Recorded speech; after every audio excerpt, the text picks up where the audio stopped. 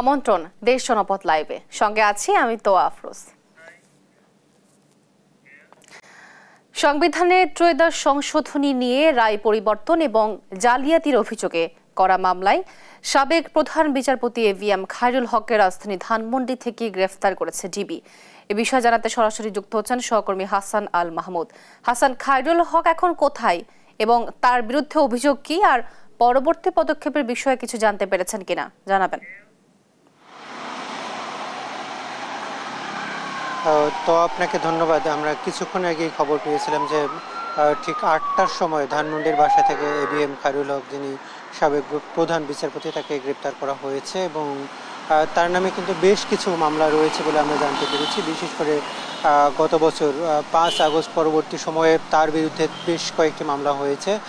ধানমন্ডি থানা এবং নারায়ণগঞ্জের ফতুল্লায় বেশ কয়েকটি মামলা হয়েছে বলে আমরা জানতে পেরেছি। বিশেষ করে তার নামে জালিয়াতির অভিযোগ করা হয়েছে, যেখানে তিনি মামলা একটা রায় দিয়েছিলেন, সেই রায়ের টেম্পারিং করে অন্য নতুন মামলায় নতুন রায় দিয়েছেন, এমনটা কিন্তু তারা অভিযোগ করে তার বিরুদ্ধে মামলা দায়ের করা হয়েছিল এবং সেই মামলায় কিন্তু তাকে গ্রেপ্তার করা হয়েছে এবং ৮টার দিকে তাকে তার বাসা থেকে গ্রেপ্তার করা হয়েছে বলে জানতে পেরেছি এবং সেখান থেকে সরাসরি ডিবির যে হেডকোয়ার্টার সেখানে তাকে নিয়ে আসা হয় এবং এখন পর্যন্ত সেখানেই আছেন তিনি এবং সেখানে তাকে তার বিরুদ্ধে যেসব মামলা রয়েছে সেগুলোতে কোন মামলায় আসলে কিভাবে তাকে গ্রেপ্তার দেখানো হবে সেই বিষয়গুলো এখন পর্যন্ত সেখানে প্রসেসিংয়ে রয়েছে বলে আমরা জানতে পেরেছি। এখানে কিছুক্ষণ আগে আমরা ডিবির যে কেন্দ্রীয় কর্মকর্তাদের সঙ্গে কথা বলে জানতে পেরেছি যে তারা কিছুক্ষণ পরেই একটি সংবাদ বিজ্ঞপ্তিতে আমাদেরকে বিস্তারিত জানাবেন যে তিনি কোন কোন মামলায় তাকে গ্রেপ্তার দেখানো হচ্ছে। তবে এখন পর্যন্ত আমরা যতটুকু জানতে পেরেছি 2011 সালে যে 2010 সালে যে মামলা ত্রয়োদশ সংশোধনী, সংবিধানের ত্রয়োদশ সংশোধনের মাধ্যমে যে তত্ত্বাবধায়ক সরকার ব্যবস্থা প্রবর্তন করা হয়েছিল সেটি বাতিল করে যে রায় দিয়েছিলেন তিনি এবং সেই রায় আসলে টেম্পারিং করে পরবর্তীতে পুরোপুরি তত্ত্বাবধায়ক সরকার ব্যবস্থা বাতিল করার যে প্রক্রিয়াটা দেওয়া হয়েছিল এবং এর পরবর্তীতে আসলে বাংলাদেশের রাজনীতিতে নানাভাবে যে সংকট তৈরি হয়েছে তার পিছনে তাকে দায়ী করা হচ্ছিল বিভিন্নভাবে এবং ৫ আগস্টের আগেও আসলে তাকে নিয়ে বিভিন্ন আলোচনা চলছিল। তবে ৫ আগস্টের পরে আওয়ামী সরকারের পতনের পরেই কিন্তু তার নামে মামলা হয় এবং এই যে তার আগের যেসব তিনি প্রধান বিচারপতি থাকার অবস্থায় যেসব কর্মকাণ্ড হচ্ছিল সেগুলো কিন্তু সামনে চলে আসে এবং সাধারণ মানুষ বেশ কয়েকজন আইনজীবী কিন্তু তার বিরুদ্ধে ক্ষুব্ধ হয়ে মামলা করেছে এবং সেই মামলায় কিন্তু তাকে আজকে গ্রেপ্তার দেখানো হয়েছে। যদিও প্রায় ১ বছর হয়ে যাচ্ছে, এরপরেই কিন্তু সেসব মামলায় তাকে গ্রেপ্তার দেখানো হচ্ছে এবং কিছুক্ষণ পরে হয়তো তাকে আদালতে তোলার জন্য যেসব প্রক্রিয়া সেগুলো হয়তো সম্পূর্ণ করছে। এখন পর্যন্ত এতটুকুই আমরা জানতে পেরেছি। তো কিছুক্ষণ পরে আমরা ব্রিফ যদি করে তখন আপনাকে বিস্তারিত আরো জানাতে পারবো। তো হাসান, আপনাকে ধন্যবাদ। দর্শক, সাবেক প্রধান বিচারপতি এভিএম খায়রুল হককে রাজধানী ধানমন্ডি থেকে গ্রেফতার করেছে ডিবি। এ বিষয়ে বিস্তারিত জানাচ্ছিলেন আমাদের সহকর্মী হাসান আল মাহমুদ। ৬ দফা দাবি বাস্তবায়নের জন্য আজ মাইলস্টোন স্কুলের শিক্ষার্থীদের শান্তি মিছিল হওয়ার কথা রয়েছে। এ নিয়ে আরো জানাতে দিয়াবাড়ি ক্যাম্পাস থেকে যুক্ত হচ্ছেন সহকর্মী এম এ আজিম। আজিম, শান্তি মিছিলের কোনো প্রস্তুতি দেখছেন কিনা এবং কি বলছেন শিক্ষার্থীরা জানাবেন।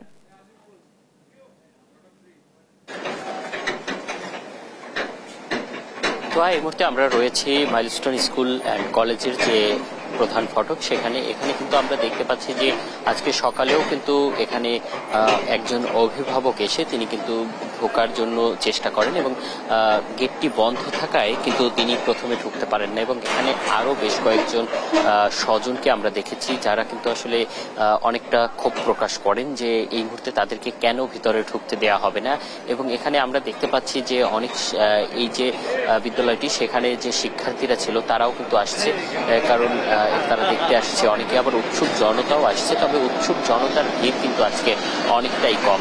তবে আজকে যে ৬ দফা দাবিতে এখানে যে কর্মসূচি দেওয়া হয়েছিল বা এখানে যে একটি শান্তিপূর্ণ মিছিল করার কথা ছিল সেই কর্মসূচি আমরা কিন্তু দেখিনি, কারণ সেটি 10টায় শুরু হওয়ার কথা। আমি যদি একটু এখানকার পরিবেশ এই মুহূর্তে আপনাদেরকে দেখাতে চাই, এখানে কিন্তু আসলে সেই যে আন্দোলন করার জন্য যে শিক্ষার্থীরা তাদেরকে কিন্তু এখানে আমরা দেখছি না, তারা কিন্তু এখানে নেই। এখানে যারা রয়েছেন অধিকাংশই কিন্তু বলা চলে যে নিহতদের স্বজনরা আসছেন, অনেকেই আসছেন যে আরেকবার দেখতে যেখানে ঘটনাটি ঘটেছে সেই ঘটনাস্থলটি দেখার জন্য তারাও কিন্তু এখানে ছুটে আসছেন। এবং এখানে এই মুহূর্তে আমরা শিক্ষার্থীদের সাথে কথা বলেছি, তারা যেটি বলছে যে এরকম একটি মর্মান্তিক ঘটনার পর তারা একটি শঙ্কার মধ্যে রয়েছেন। আগে যে বিমানটি ক্যাম্পাস থেকে উড়ে গেলে তাদের যে উচ্ছ্বাস ছিল সেই উচ্ছ্বাসটি এখন তাদের জন্য একটি শঙ্কায় পরিণত হয়েছে।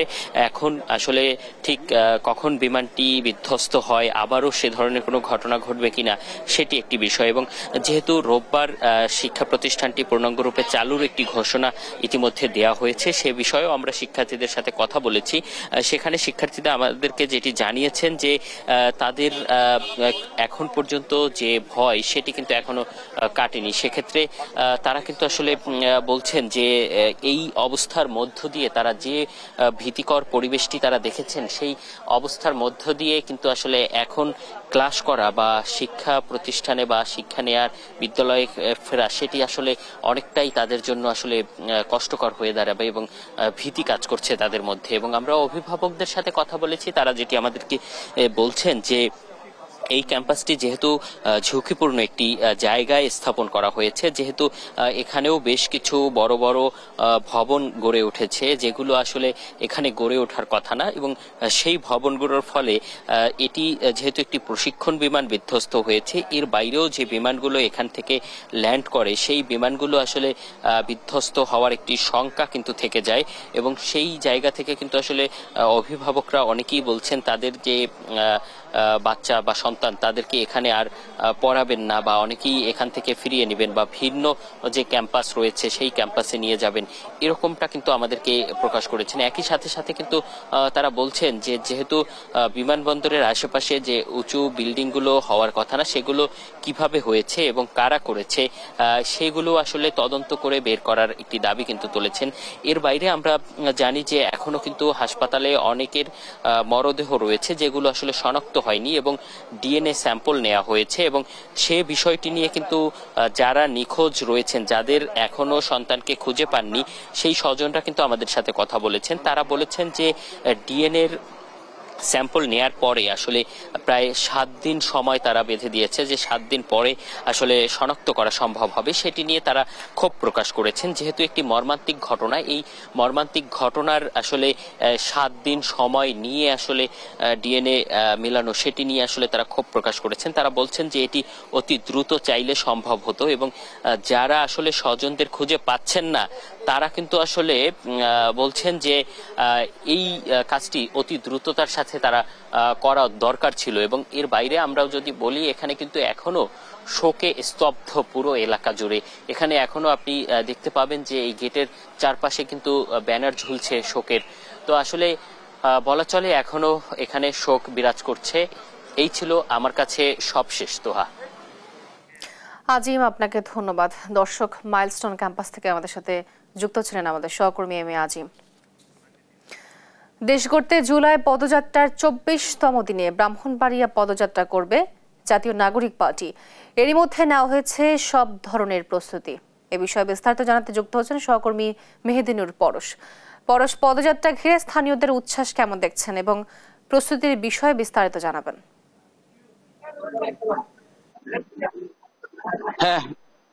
হ্যাঁ, তো আপনাকে জানিয়ে রাখি, জাতীয় নাগরিক পার্টি এনসিপির 24তম পদযাত্রা আজ ব্রাহ্মণবাড়িয়ায়। তো আজ সকালে 11টার মধ্য দিয়ে তাদের দোলা যাত্রার যে কর্মসূচি কিন্তু শুরু হয়েছে। আমি এখন দাঁড়িয়ে আছি যে ব্রাহ্মণবাড়িয়া যে সার্কিট হাউস মিলনায়তনের সামনে। এখানে বেলা 11টা থেকে যে জাতীয় নাগরিক পার্টি এনসিপির যে নেতৃবৃন্দ রয়েছেন তারা কিন্তু এখানে অবস্থান করছেন। ইতিমধ্যে যে জুলাই গণঅভ্যুত্থানে শহীদ এবং আহত পরিবারের সাথে মত বিনিময় করছেন যে জাতীয় নাগরিক পার্টির যে আহ্বায়ক নাহিদ ইসলাম। ইতিমধ্যে আমরা দেখতে পাচ্ছি যে যারা জুলাই গণঅভ্যুত্থানে যারা আহত এবং শহীদ হয়েছে তাদের পরিবার কিন্তু এখানে এসেছেন এবং সবার সাথে কিন্তু তাদের সাথে তিনি মত বিনিময় করছেন এবং তাদের ওই সময়ের ঘটনার বিভিন্ন স্মৃতিচারণ তাদের কাছ থেকে শুনছেন আহ্বায়ক নাহিদ ইসলাম। তো এরপরে কিন্তু তারা যে একটি পদযাত্রা বের করবেন, এই পদযাত্রাটি শহরের যে কাউতুলি মোড় থেকে শহরের বিভিন্ন সড়ক প্রদক্ষিণ করে তারা জেলা শহরে যে পৌর মুক্তমঞ্চে এখানে একটি সমাবেশের আয়োজন করেছেন। তো এই সমাবেশে উপস্থিত থাকবেন যে সদস্য সচিব আক্তার হোসেন, দক্ষিণাঞ্চলের যে মুখ্য সংগঠক হাসনাত আব্দুল্লাহ, উত্তরাঞ্চলের মুখ্য সংগঠক সার্জিজ আলম, মুখ্য সমন্বয়ক নাসিরউদ্দিন পাটোয়ারি সহ যে ডাক্তার তাসনিম যারা সহ কেন্দ্রীয় নেতৃবৃন্দরা কিন্তু এখানে উপস্থিত থাকবেন। তো এদিকে পদযাত্রা এবং সমাবেশকে ঘিরে কেন্দ্রীয় নেতৃবৃন্দকে স্বাগত জানাতে শহরের গুরুত্বপূর্ণ পয়েন্টে নির্মাণ করা হয়েছে তরুণ। এছাড়াও যে ইতিমধ্যে সমাবেশের মঞ্চ প্রস্তুত, সব ধরনের প্রস্তুতি কিন্তু সম্পূর্ণ হয়েছে। তো সমাবেশকে ঘিরে কোনো প্রকার যদি কোনো বিশৃঙ্খল পরিবেশ সৃষ্টি না হয় সেজন্য কিন্তু সব ধরনের পুলিশ কিন্তু সব ধরনের প্রস্তুতি নিয়েছে। তো আমি এখন যেখানে আছি যে সাকির হাউস, এখানে কিন্তু যে শহীদ পরিবারের সাথে মত বিনিময় করছেন, এখনই কিন্তু তাদের মত বিনিময় শেষ হচ্ছে না। তো মত বিনিময় শুরু হলে কিন্তু তাদের যে মূল প্রোগ্রাম রয়েছে সেখানে কিন্তু তারা তাদের সমাবেশ করবেন বলে জানিয়েছেন। তো এরপরে তারা চলে যাবেন আমাদের পার্শ্ববর্তী জেলা হবিগঞ্জ জেলায়। তো এ ছিল আমার কাছে সর্বশেষ। তোয়া, আপনাকে ধন্যবাদ। দর্শক, দেশ করতে জুলাই পদযাত্রার 24তম দিনে ব্রাহ্মণবাড়িয়া পদযাত্রা করবে জাতীয় নাগরিক পার্টি এনসিপি। এ বিষয়ে বিস্তারিত জানছিলেন আমাদের সহকর্মী মেহেদিনুর পরশ। টাঙ্গাইলে যমুনা নদীতে অনুমোদনহীন বালুক্ষেত চলাচলে দুর্ঘটনা বাড়ছে। বালুবাহী বালুক্ষেত যমুনা সেতু ও রেল সেতুতে ধাক্কা লেগে বেশ কিছু দুর্ঘটনা ঘটেছে। এ বিষয়ে পরিস্থিতি জানাতে যুক্ত হচ্ছেন আমাদের সহকর্মী অভিজিৎ ঘোষ। অভিজিৎ, অনুমোদনহীন বালুক্ষেত নিয়ন্ত্রণে কর্তৃপক্ষের কোনো পদক্ষেপ দেখছেন কিনা জানাবেন। তো আপনি যেটি বলছিলেন যে এই যমুনা নদীতে টাঙ্গাইল অংশে এবং সিরাজগঞ্জ অংশে প্রায় 5 শতাধিক বালুবাহী বালুক্ষেত চলাচল করে, এছাড়া অন্যান্য নৌযান চলাচল করে। তবে এই যে অবৈধ বালুক্ষেত নিয়ন্ত্রণে এই BRWT এর তারা কোনো কার্যক্রম করেনি এই যমুনা নদীতে, বিশেষ করে টাঙ্গাইলের অংশে। এবং টাঙ্গাইলের ভিয়াপুর উপজেলা এবং কালিহাতীর উপজেলাতে এই যমুনা নদীর পয়েন্টে বালুক্ষেত চলাচল করে এবং অধিকাংশ বালুক্ষেতই কিন্তু যমুনা সেতু এবং যমুনা রেলের সেতুর নিচ দিয়ে চলাচল করে। এবং এই কারণে অনেক সময় প্রায় প্রতিনিয়তই এই বালুক্ষেত যখন যমুনা সেতু এবং রেল সেতুর নিচ দিয়ে যখন কালিহাতীর দিকে যায়, তখন কিন্তু স্রোতের কারণে এই বালুক্ষেতগুলো যমুনা সেতু এবং রেল সেতুতে লেগে যায় এবং এই লেগে যাওয়ার কারণে এই বালুক্ষেতগুলো তলিয়ে যায়। এবং এই বালুক্ষেতে যারা থাকেন তারা কিন্তু দুর্ঘটনার খবর পড়ে অনেকেই নিহত হওয়ার খবরও আমরা পেয়েছিলাম। সম্প্রতি অনেকগুলো ঘটনা এরকম ঘটেছে। এবং এই যে অবৈধ বালুক্ষেতের বিষয়ে নৌ পুলিশ বা এই BRWT এখন পর্যন্ত কোনো উদ্ধার মানে তাদের যে চলাচলের নিষিদ্ধের বিষয়ে তারা কোনো উদ্যোগ গ্রহণ করেনি, এমনটি জেনেছি আমরা এই যমুনা নদীতে এসে। এবং বালুক্ষেতে যারা রয়েছেন, যারা চুকানি সহ অন্যান্য যারা দায়িত্বপ্রাপ্ত যারা রয়েছেন, তারা বলছেন যে তারা সেই দূর থেকে এসেছেন এবং এই স্থানীয়রা তাদেরকে ভাড়া করে নিয়ে এসেছেন, তাদের চাহিদা মতোই তারা এই যমুনা নদীতে চলাচল করে। এবং নৌ পুলিশের সাথে আমরা কথা বলেছেন, তারা বলেছেন যে তারা নিয়মিত অভিযান পরিচালনা করেন এই অবৈধ যান চলাচল নিয়ে। এই ছিল যমুনা নদীতে বালুক্ষেত চলাচলের আমার কাছে সর্বশেষ। তোয়া, অভিজিৎ, আপনাকে ধন্যবাদ। ঢাকা ময়মনসিংহ মহাসড়কে বেড়েছে অটোরিকশার দৌরাত্ম্য, প্রায় ঘটছে দুর্ঘটনা, প্রায় সব সময় লেগে থাকে যানজট। এ বিষয়ে জানাতে সরাসরি যুক্ত হচ্ছেন আমাদের সহকর্মী ইলিয়াস আহমেদ। ইলিয়াস, মহাসড়কে অবৈধ 3 চাকার যান চলাচল বন্ধে প্রশাসনের কোনো পদক্ষেপ চোখে পড়েছে কিনা জানাবেন। বিভিন্ন সময়ে প্রশাসন থেকে বলা হয় এই অবৈধ বাহন চলাচলে তারা ব্যবস্থা নেবেন, কিন্তু আমরা কিন্তু কার্যকরীভাবে কোনো পদক্ষেপ নিতে এখনো পর্যন্ত কিন্তু দেখিনি। অর্থাৎ সেই বিষয়টি নিয়ে নাগরিক নেতারা, সাধারণ মানুষ যারা আছেন তারা কিন্তু ক্ষোভ প্রকাশ করেছেন এবং তারা বলছেন যে প্রশাসনের গাফিলতির কারণেই কিন্তু প্রতিনিয়ত এই মহাসড়কটিতে 3 চাকার অবৈধ যে বাহন রয়েছে সেটি কিন্তু অহরহ চলাচল করছে, যার কারণে কিন্তু দুর্ঘটনার কবলে পড়তে হচ্ছে সাধারণ মানুষকে। অর্থাৎ আমি যদি একটি পরিসংখ্যান বলি যে গত এক বছরে কিন্তু এই মহাসড়কটিতে 270টির মতো দুর্ঘটনা ঘটেছে। এতে করে প্রায় 3 শতাধিক মানুষ প্রাণ হারিয়েছে এবং 5 শতাধিক মানুষ কিন্তু আহত অবস্থায় মানবেতর জীবনযাপন করছেন। অর্থাৎ তারা বলছেন যে এই অবৈধ বাহন চলাচলের কারণে কিন্তু বেপরোয়া গতিতে অর্থাৎ দূরপাল্লার বাস এবং ট্রাকের সঙ্গে পাল্লা দিয়ে কিন্তু এই অবৈধ বাহনগুলো চলাচল করে, যার কারণে কিন্তু দুর্ঘটনার শিকার হতে হচ্ছে প্রতিনিয়ত মানুষকে। এবং এই বিষয়টি নিয়ে নাগরিক নেতৃবৃন্দ এবং সড়ক ও জনপথ বিভাগের কর্তৃপক্ষ যারা রয়েছেন তারাও কিন্তু এই বিষয়টি নিয়ে উদ্বেগ জানিয়েছেন এবং তারা বলছেন যে যদি পুলিশ প্রশাসন থেকে উদ্যোগ না নেওয়া হয় এবং তারা যদি আইনের কঠোরতা প্রয়োগ না করে তাহলে এই যে দুর্ঘটনা সেই দুর্ঘটনা কিন্তু প্রতিনিয়তই বাড়বে, সেই বিষয়টি বলছিলেন। এবং তারা বলছেন এই মহাসড়কটিকে নিরাপদ করতে প্রশাসন যদি এখনই উদ্যোগ না নেয় তাহলে এই যে মৃত্যুর মিছিল সেটি কিন্তু আরও দীর্ঘ হবে, সেই বিষয়টি তারা বলছিলেন। এবং আমরা এই বিষয়টি নিয়ে প্রশাসনের সঙ্গে কথা বলার চেষ্টা করেছিলাম। তারা বলছেন যে মহাসড়কটি নিরাপদ করতে তাদের যে উদ্যোগ সেটি কিন্তু তারা নেবেন। এই ছিল আমার কাছে ঢাকা ময়মনসিংহ মহাসড়ক থেকে যে প্রতিনিয়ত দুর্ঘটনা ঘটছে তা নিয়ে সর্বশেষ অবস্থা। আপনাকে ধন্যবাদ। দর্শক, ঢাকা ময়মনসিংহ মহাসড়কে বেড়েছে অটোরিকশার দৌরাত্ম্য। এ বিষয়ে বিস্তারিত জানাচ্ছিলেন আমাদের সহকর্মী ইলিয়াস আহমেদ। কক্সবাজার পৌরসভায় নাগরিক হয়রানি সিন্ডিকেট করে লুটপাটের প্রতিবাদ এবং প্রশাসকের অপসারণের দাবিতে মানববন্ধন করছে পৌরবাসী। এ নিয়ে জানাতে যুক্ত হচ্ছেন সহকর্মী আব্দুর রহমান।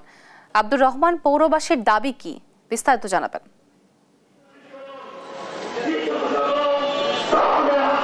যেমনটি জানাচ্ছিলেন, গত কয়েকদিন ধরে কক্সবাজার পৌরসভা উত্তপ্ত রয়েছে। বিশেষ করে কক্সবাজার পৌর প্রশাসকের নানা গাফিলতি এবং দুর্নীতির কারণে যে 1200 টমটম লাইসেন্স সহ বিভিন্ন ধরনের যেই অনিয়মগুলো হচ্ছে এবং কক্সবাজার পৌরসভার কোনো ধরনের উন্নয়ন হচ্ছে না, এটা নিয়ে বিভিন্ন শ্রেণী পেশার মানুষজন আন্দোলনে রয়েছে। এবং বিশেষ করে তারা তাদের যেই দাবিটুকু সেটি ছিল যে কক্সবাজারের মতো একটি পর্যটন শহরে প্রায় 5000 টমটম থাকার পরেও কিন্তু কক্সবাজার পৌরসভায় নতুন করে আরও 1200 লাইসেন্স দেওয়া হচ্ছে। কিন্তু দেশ টিভিতে সংবাদের প্রচারের পর গতকালকে তারা 1200 লাইসেন্স স্থগিত করেছে বলে যদিও একটি নোটিশ দিয়েছে, কিন্তু যারা ভুক্তভোগী রয়েছে এবং আন্দোলনকারী রয়েছে তারা বলেছেন যে এই ধরনের শুধুমাত্র বউলি ছাড়া এবং তাদেরকে মৌখিক আশ্বাস দিয়ে কোনো কাজ হবে না, পরিপূর্ণভাবে তাদেরকে এটি বাতিল করতে হবে এবং যতক্ষণ বাতিল হবে না ততক্ষণ পর্যন্ত তারা এই আন্দোলন চালিয়ে যাবে। এই আন্দোলনের ভূমিকাতে তারা রয়েছেন ছাত্র জনতা যারা রয়েছেন, তারা তাদের যে দাবি সেটা হলো যে তাদের পৌরসভার নাগরিক সেবা যেন বৃদ্ধি করা হয় এবং সেই বৃদ্ধির যেন কোনো ধরনের ত্রুটি হলে তারা পৌরসভা ঘেরাও সহ নানা ধরনের কর্মসূচিতে বাধ্য হবে। এটাই ছিল আমার কাছে সর্বশেষ কক্সবাজার পৌরসভা থেকে। আব্দুর রহমান, আপনাকে ধন্যবাদ। দর্শক, কক্সবাজার থেকে আমাদের সর্বশেষ জানাচ্ছেন সহকর্মী আব্দুর রহমান। পরিকল্পিত বনায়ন করি, সবুজ বাংলাদেশ গড়ি, এই প্রতিপাদ্যে বিভিন্ন জেলায় বৃক্ষরোপণ অভিযান ও বৃক্ষমেলার আয়োজন করেছে জেলা প্রশাসন ও বন বিভাগ। এ নিয়ে বিস্তারিত জানাতে নড়াইল থেকে যুক্ত হচ্ছেন সহকর্মী শরীফুল ইসলাম। শরীফুল, আয়োজন কেমন দেখছেন আর মেলায় স্থানীয়দের অংশগ্রহণ কেমন? জি ধন্যবাদ। যেমনটি বলছিলেন, পরিকল্পিত বনায়ন করি, সবুজ বাংলাদেশ গড়ি, এই স্লোগানকে সামনে রেখে নড়াইলের সপ্তাহব্যাপী যে বৃক্ষমেলা সেটি কিন্তু ইতিমধ্যে উদ্বোধন করেছেন নড়াইলের জেলা প্রশাসক জনাব শারবিন আক্তার জাহান। তিনি ফিতে কেটে এবং শতাধিক শিক্ষার্থীদের মাঝে বিনামূল্যে গাছের চারা বিতরণ করা হয়েছে কিছুক্ষণ আগেই। এখানে যে 10টি স্টল রয়েছে, বিভিন্ন প্রকার ফলজ বনসহ বিভিন্ন প্রকারের যে চারা রয়েছে সেই চারাগুলো কিন্তু শিক্ষার্থীদের মাঝে বিনামূল্যে বিতরণ করা হয়েছে কিছুক্ষণ আগে। আমরা এই বিষয়ে আমরা যে এখানে যে বন বিভাগে দায়িত্ব প্রাপ্ত যে উদযাপন কমিটির সদস্য সচিব রয়েছেন খন্দকার গিয়াসউদ্দিন, তার কাছ থেকে জানতে চাইবো যে আসলে মেলায় কি কি প্রোগ্রাম গুলো রয়েছে, একটু জানাবেন। বিসমিল্লাহির রহমানির রহিম। বৃক্ষরোপণ অভিযান ও বৃক্ষ মেলা 2025 আমরা আজকে নড়াইলের মাননীয় জেলা প্রশাসকের উপস্থিতিতে, প্রধান অতিথি উপস্থিতিতে আজকে এখানে বৃক্ষ মেলা শুভ উদ্বোধন ঘোষণা করা হলো। এবং এই সারা বাংলাদেশে 64টা জেলাতেই এই বৃক্ষ মেলা উদযাপন হচ্ছে। প্রথম আমাদের কেন্দ্রীয়ভাবে জাতীয় পর্যায়ে জাতীয় বৃক্ষরোপণ অভিযান ও বৃক্ষ মেলা উদ্বোধন হয়েছে 25শে জুন। মাননীয় প্রধান উপদেষ্টা উপস্থিত থেকে উদ্বোধন করেছেন। এরপরে 64 জেলায় পর্যায়ক্রমে যা যা সুবিধা মতো এই মেলা উদযাপন হচ্ছে। মেলাতে ধন্যবাদ। যেমনটি শুনছিলেন আসলে সারা দেশব্যাপী কিন্তু এই যে মেলা শুরু হয়েছে সে বিষয়ে কিন্তু আমরা জানাচ্ছিলেন এখানকার যে উদযাপন কমিটির যে সদস্য রয়েছেন। তো এই ছিল নড়াইল থেকে বৃক্ষ মেলা সবশেষ। শরীফুল ইসলাম, আপনাকে ধন্যবাদ। দর্শক, এই ছিল এখনকার দেশ জনপদ লাইভ। পরের বুলেটিন দেখার আমন্ত্রণ রইল। ধন্যবাদ সবাইকে।